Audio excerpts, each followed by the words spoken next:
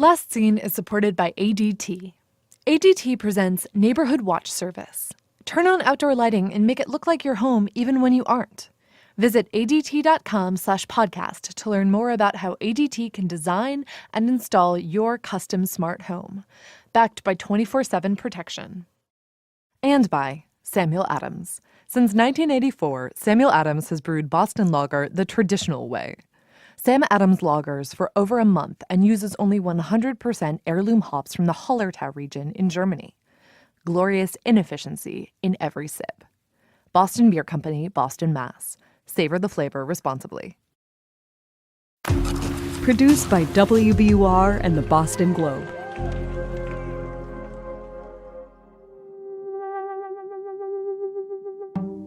The Gardner Museum robbery was so easy. So wonder there wasn't a tsunami of burglars coming in and doing it. So that's when I suggested to him, if you could steal a few $1 million worth of art and just put it away, then if you get popped, you can, wheel and deal it at that point.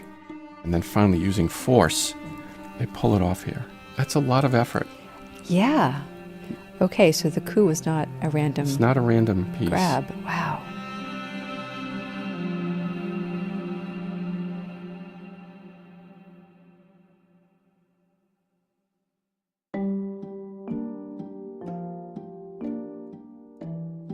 Why did the Gardner thieves take those 13 pieces? The answer to that question could tell us so much. Two in particular seem to make no sense: the 12th century Chinese coup and the bronze eagle finial. They're not even one of a kind. The museum's former director told us she always thought of them as trophy steals. But trophies for whom? As it turns out, maybe this guy. Back then there was a tree where you could climb the tree and overlook and see into the Gardner, get the routine of the guards and that sort of thing. At 73 years old, Miles Connor Jr. isn't climbing trees anymore. But as a young man, he studied martial arts. He was the kind of thief who could, and did, shimmy up a drain pipe in order to rob a museum. Connor wanted to rob the Gardner Museum. He says he would have gone for the Vermeer and the Rembrandts, and his plan for doing it looks an awful lot like what actually happened. And so I figured, I knew that the paintings were uninsured, and I knew they would do anything to get their paintings back, and so it made sense that they would come up with a substantial reward for a return of those things, and that was my plan for the Gardner. Steal the art, ransom it back. Miles Connor says he started casing the Gardner Museum in 1975, a full 15 years before the heist. And as he walked the galleries back then, he says he wasn't alone. He was with another art thief, a guy named Bobby. Not a Bobby we've told you about, though. His name was Bobby Donati. Bobby was a typical Italian crook. I wouldn't call him a mobster, because mobsters are what you associate with organized crime. He wasn't that kind of a crook. His specialty, it was rugs, oriental rugs. That's what he used to steal, deal with, and collect. Connor and Donati had eclectic taste. Lucky for them, the Gardner has an eclectic collection. So after setting their minds on the museum's Dutch masterpieces, which Connor says they intended to ransom back for the reward, they window shopped for a little something nice for themselves. When Bobby and I had gone through the Gardner, for some reason, he was attracted to the finial. He said, I like that. And sure enough, it was taken. Then there was a bronze. Didn't they take a Chinese bronze urn? Connor is referring to the coup. He's a self-taught aficionado of Asian art. That was something that I liked. I'm embarrassed to say. I should have never admitted that. But I'm damn sure he took that because I told him that I liked it. He liked the finial, and I said I like that thing.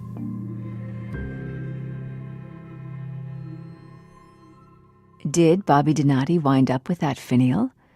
Were Bobby Donati and Miles Connor responsible for the heist?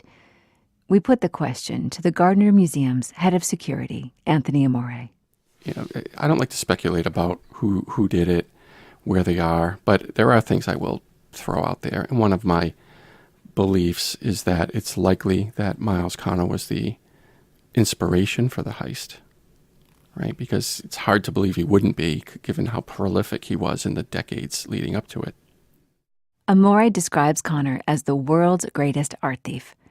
If anyone did, Connor wrote the playbook for how to steal a Rembrandt and, more important, what to do with it once you have it.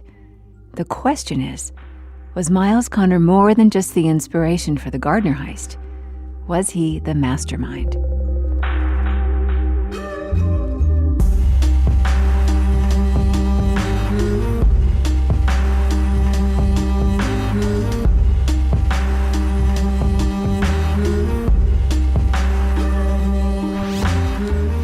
From WBUR Boston and the Boston Globe, this is Last Scene. I'm Kelly Horan. And I'm Jack Rodoligo. This is Episode 7, I Was the One. Miles Connor was born in Milton, Massachusetts, a comfortable Boston suburb. His family stretches back to both sides of the city's oldest class divide, blue collar and blue blood. My father was a Milton police officer. My mother was a daughter of the Mayflower. By the way, Connor slurs his words a little, the result of a major heart attack he suffered a few years ago. He traces his lineage on his mother's side to a founder of the Hudson River School of Artists. He traces his criminality to his paternal grandfather, who fled Ireland after he shot a constable. He says the first museum he ever robbed was an act of revenge in the name of his father. Here's what happened. A small museum in his hometown accused Connor's father, the cop, of stealing from them, something his dad would never do. So my father, who was as honest could be, and he said, "Can you believe that? These wasps, sons of bitches, I've never been so insulted in my life." And so I picked up on this. And by picked up on this, Connor means he got even. He snuck into the museum at night and took enough antiques to fill the trunk of his car. He gave the museum just enough time to panic before all of it showed back up on their front lawn. The stuff was mysteriously returned to the museum. This sort of I can do anything at any time attitude, it stems from the fact that Connor pretty much could have done anything with his life. Before he became the best at a bad thing, he had the option of becoming really good at good things. Connor was an exceptionally bright kid. He says he was offered a spot at Harvard where he would have studied to become a surgeon. That is a turn in my life that I regret. And looking back at it, I think I would have been a better surgeon than I was an art thief. But he didn't give up on being a surgeon so he could be a thief. He rejected college to pursue another passion altogether. A lot of these tunes we haven't rehearsed, but we'll give it a try. Miles Connor was a rock star. Here he is on stage at a place called the Beachcomber in Quincy, Massachusetts in 1978. Let me tell my story. I can tell it all about a mountain boy who ran illegal alcohol. His daddy made the whiskey, his son he ran the load, and when his engine would explode, they called it Highway Thunder Road, and there was thunder. His band was called Miles Connor and the Wild Ones. He headlined clubs around Boston and opened for big names like Roy Orbison and Chuck Berry. He was a 5'2" frontman with a leather jacket and fiery red hair. Sometimes he drove his motorcycle right on stage. And he could impersonate rock legends. A local chain of gas stations hired him to record their commercials where he'd imitate his heroes. Here's one from 1963. You know, if Elvis Presley were to drive into a Bay State gas station, he'd sound something like this. Oh, we love you, Bay State. Oh, yes, we do. Oh, we love you, Bay State. Oh, 'cause you're a gas. Connor's music career was bound to suffer as crime took up more and more of his time. Martin Leppo is the defense attorney who's represented 7 different men who have been named in connection to the Gardner investigation. Miles Connor is one of them. Have I been out socially with Miles? Absolutely. Has he been to my house? Absolutely. Has my wife cooked dinner for him? Absolutely. Did I write to him while he was in jail? Absolutely. Did I defend his honor and certain things? Absolutely. Do I think he's a criminal? Absolutely. But a very bright criminal. And if he had done things the right way, he'd probably be some famous surgeon or politician. Connor was a Renaissance criminal. He'd kidnap drug dealers, stick up banks, sell cocaine, you name it. And he doesn't exactly look back on all his crimes with remorse. Get picked up with about $100,000 cash on me. But it was unmarked cash. Bang, I hit the guy. So he goes down. Now a fight breaks out. It's all of them against me. It's the entire goddamn football team. He was taking down Quaaludes from Canada. He was making around $20,000 a week. And so the guy says, I know who you are. I says, I don't think so. I don't know you. Oh, yes, you do. You little fucking punk, you motherfucker. Blam! I labeled him right across the top of his skull. The shotgun goes off. Blam! Shoots himself right in the balls. So we're all stunned. Oh, I shot myself. It could not have happened to a more deserving individual.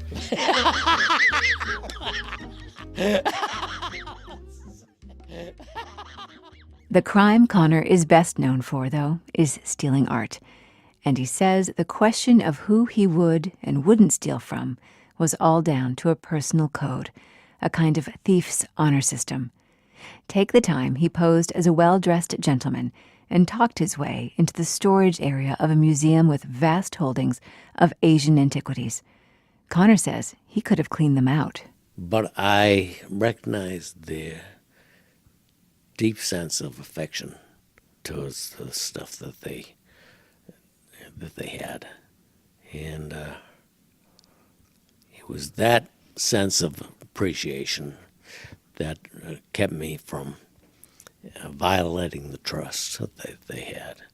Connor felt no such compunction about the prospect of stealing from the Isabella Stewart Gardner Museum.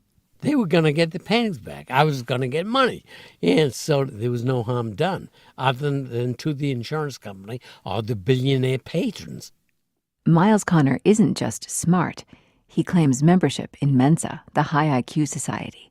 And his genius is best on display when he is getting himself into and out of trouble. That's his art, and it was a crime spree in the mid-1970s that solidified his reputation as someone who could outfox law enforcement. When you steal something from a major museum and you don't take it out of storage and it's going to be missed, then the major purpose is to use that as a bargaining chip to help either oneself or somebody else out of a jackpot. Here's how Connor got himself into what he calls a jackpot.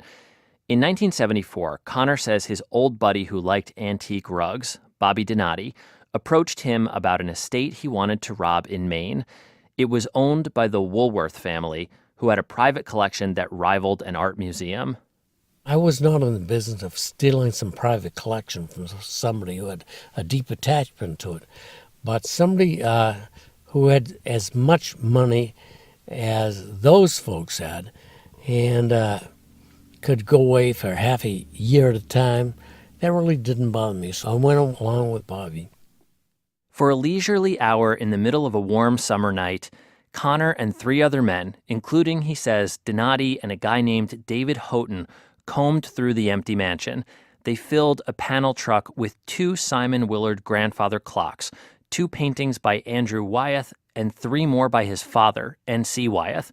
One was an illustration the elder Wyeth had painted for the original cover of the book Treasure Island.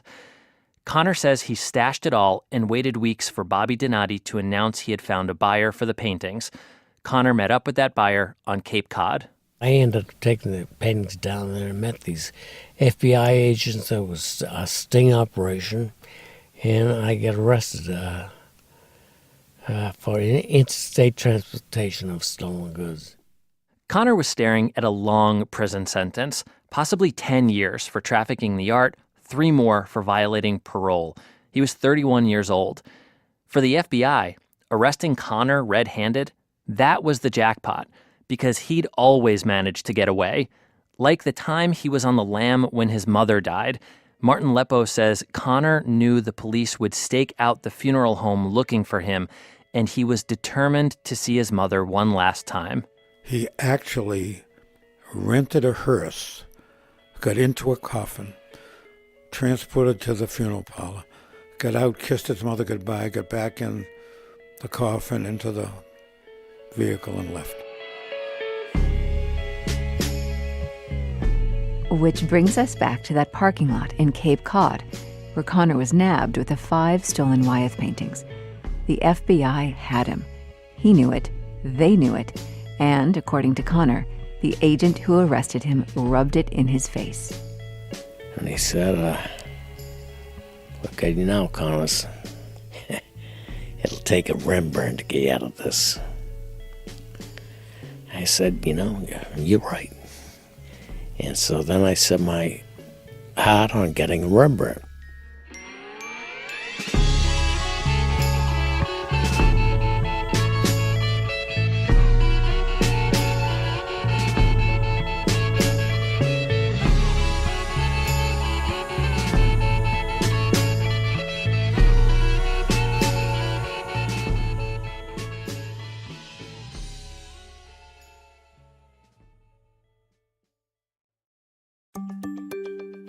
Last Seen is supported by ADT.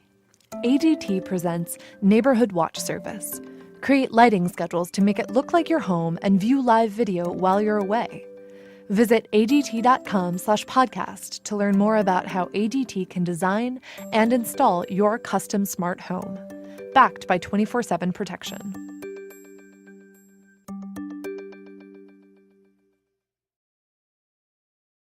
Miles Connor, out of jail and awaiting trial for trafficking the stolen Wyeths, heeded the Rembrandt advice. He just had to find one. He settled on one that was on loan to the Museum of Fine Arts, Boston, Portrait of Elizabeth Van Ryn, Rembrandt's sister. At the time, 1975, it was said to be worth upwards of $1 million.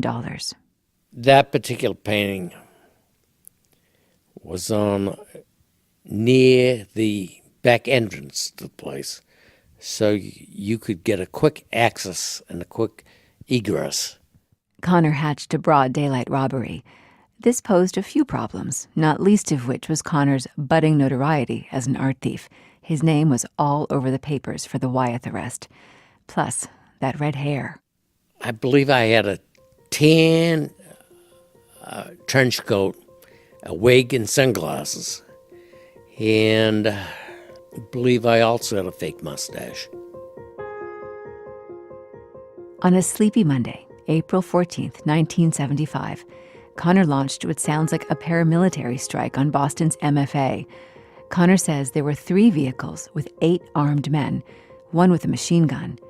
6 men positioned themselves near the entrance while Connor and another thief, also disguised, bought admission tickets and walked up to the gallery on the 2nd floor. They pulled the Rembrandt off the wall and ran. As the exit was made down the front steps, there was phalanx of guards that came rushing down.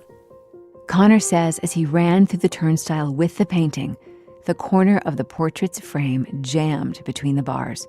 It wouldn't budge. Connor was stuck. The guards closed in. An accomplice opened fire. And there was a guy with a machine gun. Brrr, let the machine gun go off. They went right back. The guards stood down. Connor, with the help of one of his men, pushed all of his weight against the turnstile. As he freed himself, the corner of the Rembrandt's frame cracked and splintered. The thieves ran with it to the van. One guard chased them. The guy would not let go of the painting. The guy ran up to the back of the van and latched onto the painting. "Don't shoot the guard," Connor said. One of them smashed him in the head with the butt of a gun. The guard, a retired cop, collapsed in the street as they sped away with the Rembrandt.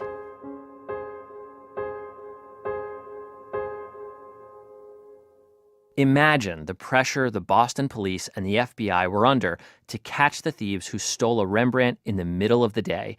The investigation dragged on for months without a break. But there was one person who knew exactly what happened. So when I woke up and found that it was gone, I knew right away. I said, that's what's been going on. He stole the damn Rembrandt. Al Donnelly is Miles Connor's oldest and best friend. He is not a criminal. Donnelly is a law-abiding music production manager. The two met as teenagers when Connor was a music legend in their neighborhood. At 15 years old, Donnelly knocked on Connor's door and asked for a guitar lesson. Almost 60 years later, Donnelly is still loyal to his friend, but that doesn't mean he understands his choices. You know, I was never scolding him, but I said, for Christ's sake, don't you ever stop. Of course, Connor didn't stop. And as crime derailed his music career, Donnelly moved on with his own, producing bigger and bigger acts. He's set up sound systems for Aretha Franklin, Dionne Warwick, the Dalai Lama, and Super Bowl halftime shows. I came off a plane. I was with Dionne Warwick, and we were walking off the plane. He had just been shot robbing a freaking bank a couple of weeks before, and he's in a wheelchair with a cast on up to his hip, from the foot to the hip. I'm coming down, and I go, oh, my God. Here's the kind of friend Al Donnelly is. When Connor would go to prison, Donnelly arranged concerts behind bars, Johnny Cash style, like in 1977 when he got blues legend James Cotton to perform with Connor in Walpole State Prison. Here's that recording. Never know how much I love you. Never know how much I care. But when you put your arms around me, I get a feeling that's so hard to bear. You give me fever. It was this friendship and loyalty that made Al Donnelly the obvious person to shake down for information about the Boston MFA's missing Rembrandt. Boston police, the FBI, even insurance agents were knocking on his door. One evening, a black limousine pulled up. Out stepped a nightclub owner carrying a briefcase. He sits down and he goes, well, you know, the guys on the hill thought maybe Miles would consider letting us deal this Rembrandt that he seems to have absconded. The guys on the hill. That was the underworld euphemism for the dominant patriarcha crime family. And he takes the briefcase and he opens it up, and it's jammed full of money. So I see that. He thinks it's going to jolt me to get something done. Well, that's about as close as I ever came to wetting my pants. So I went to Miles, and I said, okay, this shit has to stop right now. This is it. Donnelly had no idea where the Rembrandt was. No one knew that except for Miles Connor and a friend of his, a guy they referred to as Charlie, who didn't ask a lot of questions. In this case, it went under the bed of a friend of mine's grandmother. And so she never knew what was underneath her bed. There it stayed, safe and sound, safe and sound. Not so much for Connor. Less than 2 weeks after the Boston MFA heist, he was due in court for trafficking the Wyeth paintings. He skipped the trial, which made him a fugitive. Through the summer of 1975, Connor was in hiding until the FBI caught him. Again. But this time, Connor had his get-out-of-jail-free card, the Rembrandt. Except now that he was in prison, he couldn't deal that card himself. Plus, would the FBI play? FBI will say, no, we're not going to deal with that guy. Yeah, we don't care what we are not going to deal with that guy. And so that is always the position of the FBI. So you simply go beyond the FBI. Who is beyond the FBI? From his jail cell, Connor started with an old friend of his father's, a state police major named John Regan. The major distinction between an FBI agent and a state police officer is a sense of humor. Deliberately cutting out the FBI, Connor, through the state police, offered the federal prosecutor a deal. And they went to a federal prosecutor who wanted the publicity. And so she said, yeah, get the painting back, and we'll do whatever he wants. And so I negotiated the return from Charles Street Jail. In a sense, that was the easy part. But for the prosecutor to reduce his sentence, Connor had to return the Rembrandt. To do that, he needed someone he could trust. Enter Al Donnelly. Miles being Miles, he starts with all this cloak and dagger shit on how he wants it done. With use firecrackers, let them think they're machine guns. And I said, listen. I'll get this thing back to them. It's gonna happen. You're sitting here, I'm outside. It's going down my way. After the black limo left his driveway, Al Donnelly was eager to see the Rembrandt returned. He reluctantly agreed to do it.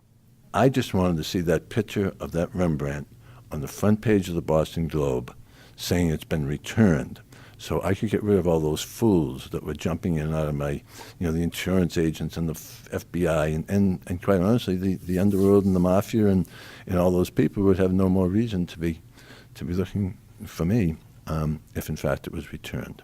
I have to say, you are a very tolerant friend. Yeah, tolerance. There's some tolerance, sprinkle a little stupidity, and rock and roll. It's not a good match. Connor says he wrote 2 letters with instructions on how the handoff should go. A friendly prison guard hand-delivered them both, one to Charlie, who hid the painting, the other to Donnelly. Connor wrote to his friend, "This operation is vital and must be carried out successfully.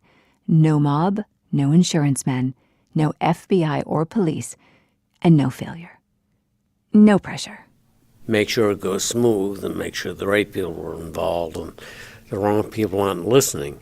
And plus, there's a sense of romance associated with the adventure.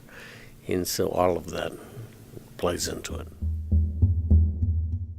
January 2nd, 1976 was a cold, clear Friday. From jail, Connor made the call that set his high-stakes scheme in motion. He called Donnelly and said, "Tonight is the night." Connor gave his friend a code name, Kevin. And I called Major Regan at his home, and he answered, and I said, "This is Kevin, and we're on."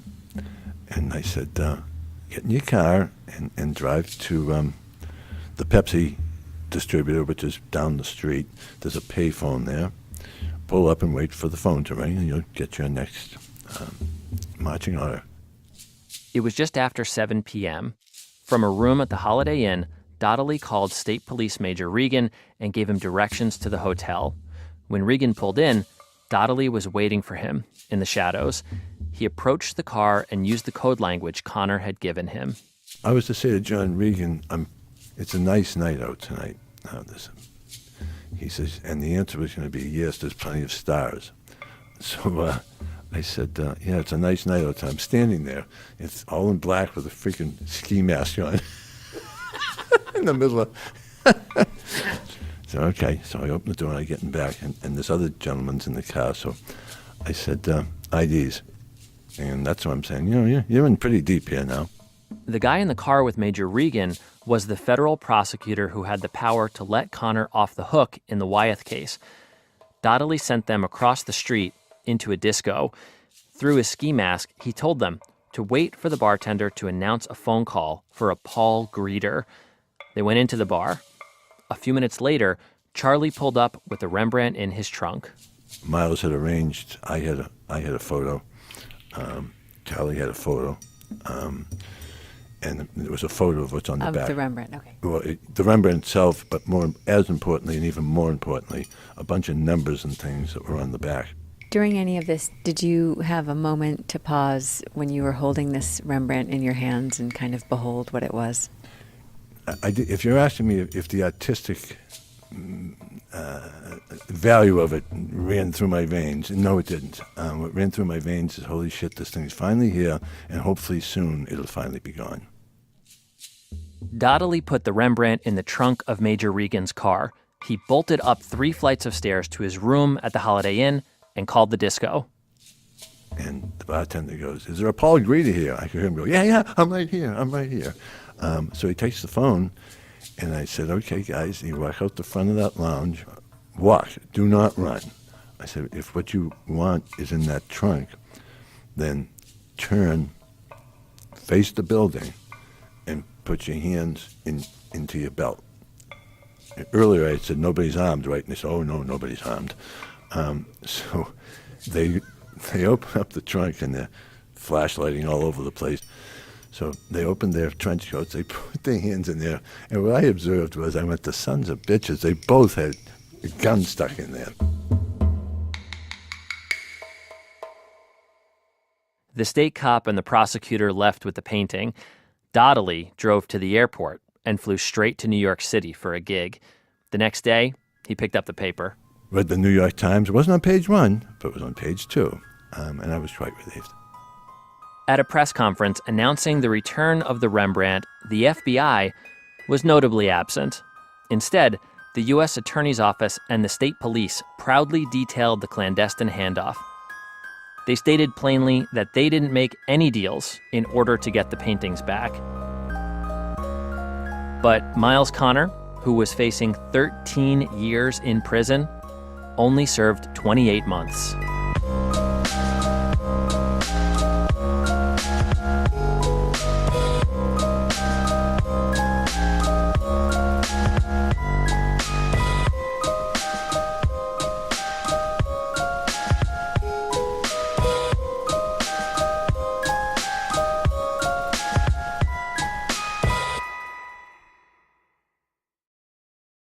Last Seen is supported by Samuel Adams. For 34 years, Samuel Adams has made their Boston lager inefficiently. The expensive imports? Industrial beers made as efficiently as possible. Many use cheap, bittering hops. A few use faster fermentation, whatever it takes to drive down costs. Sam Adams brews with 100% heirloom middle fruit hops and lagers their beer for over a month. Glorious inefficiency in every sip. Boston Beer Company, Boston, Mass. Savor the flavor responsibly.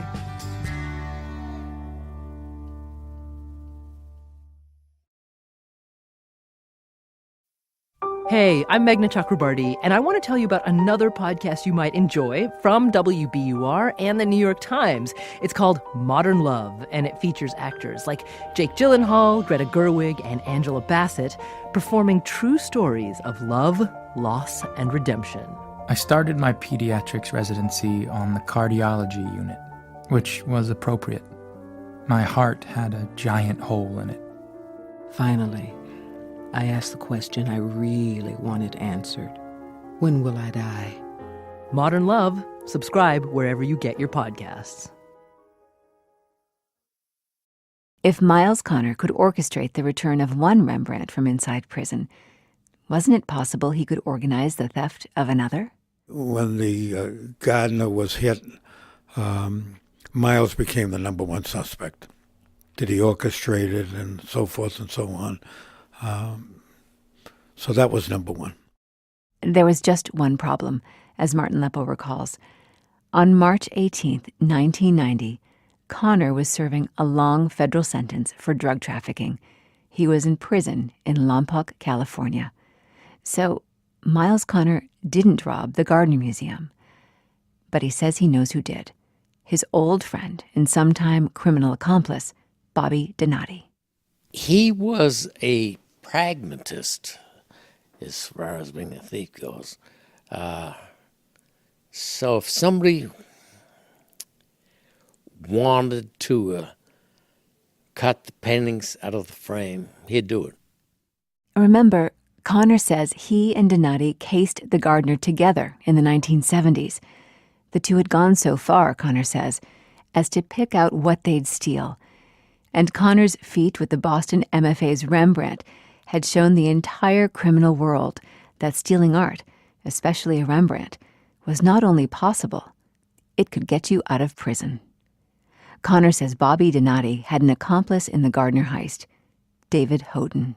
How I'm 100% sure that they did it was because David Houghton, who was a longtime friend of mine, and flew all the way from Logan Airport to California, just tell me, we did it, and we got a bunch of paintings, and we're going to use a couple of these paintings to bargain you into a reduced sentence. If David Houghton were involved in the Gardner heist, he would have had to have been waiting outside. He weighed at least 300 pounds and bore no resemblance whatsoever to the police sketches of the thieves. What about Bobby Donati? Well, with his round face and dark features, maybe. But Connor is convinced that it was Donati and Houghton who stole the Rembrandts and the Vermeer as currency to spring him from prison, and the smaller items they took. So it sounds like the finial was a souvenir for Donati. Oh, beyond a doubt. The coup was maybe a gift for you? I'm quite sure, yeah. If his friend took that coup as a gift for Connor, he says he never got it. That might be because Houghton and Donati died the year after the Gardner heist. Houghton had a heart attack. Donati was found brutally murdered in the trunk of his car. The Boston FBI has said they know who robbed the Gardner Museum and that the thieves are dead. They haven't identified them. That could mean that the secrets of the Gardner heist died with Donati and Houghton, or with any of the other dead men whose names have been floated in connection with the robbery. Next week, one more dead suspect. His fingerprints were among the first sent to FBI headquarters after the heist. And some who knew him best believe he's still alive and that he did it.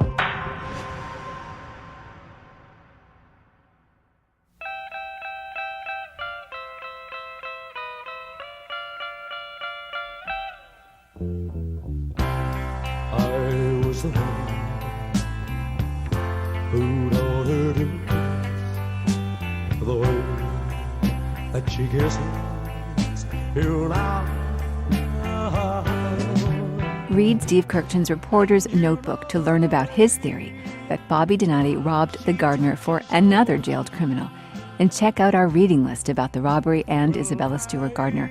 That's all at WBUR.org/last scene. If you have a tip, theory, or thought, call our tip line at 617-929-7999. Special thanks to Al Donnelly for providing music recordings for this episode, including the song you're hearing now, I Was the One, performed by Miles Connor. Last Scene is a production of WBUR and the Boston Globe. Our consulting producer is Stephen Kurkjian. Production and sound design by John Perotti. Eve Zukoff is our production assistant. Additional production by Catherine Brewer. Our digital team is Amy Gorell, Tiffany Campbell, Daigo Fujiwara, Jesse Costa, and Elizabeth Gillis. We had help from the Boston Globe's Shelley Murphy, Brendan McCarthy, John Tlumaki, digital help from Heather Cyrus, Jason Toohey, Devin Smith, and Ryan Huddle. Editing by Jessica Alpert. Our executive producer is Iris Adler. I'm senior producer and reporter Kelly Horan. And I'm senior reporter Jack Rodolico. Special thanks to artist Sophie Cal, who first used the title Last Scene at the Gardner Museum in 1991, and who granted us permission to use it. To see a video recreation of the night of the robbery and view the 13 stolen pieces, go to our website, wbur.org/last scene. Follow us on Twitter and Instagram at Last Scene Podcast, all one word. When she broke my heart, I was the one.